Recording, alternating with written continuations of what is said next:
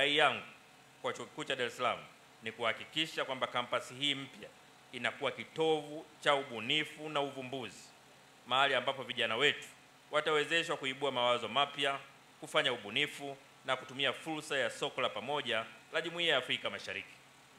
Sambamba na hilo, Chuo Kikuu cha Dar es Salaam kihakikishe kuwa mitaala inayotumika katika kampasi hii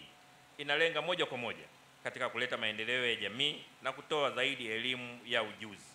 yaani mafunzo ya amali kuliko elimu ya jumla.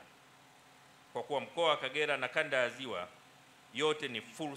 ina fursa nyingi za kiuchumi, ningependa pia kuhimiza Chuo Kikuu cha Dar es Salaam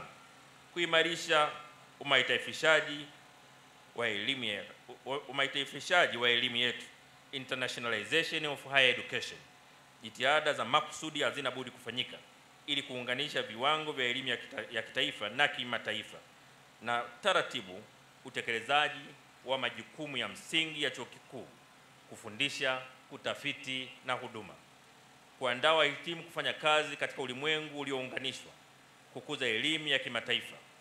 kuimarisha ubora wa taasisi unaoendana na utandawazi. Aidha, kwa mkoa wa Kagera unaopakana na nchi jirani kadhaa, tunaamini uwepo wa kampasi hii utatoa fursa ya kuvutia vijana katika nchi hizo kuja kujipatia maarifa muhimu.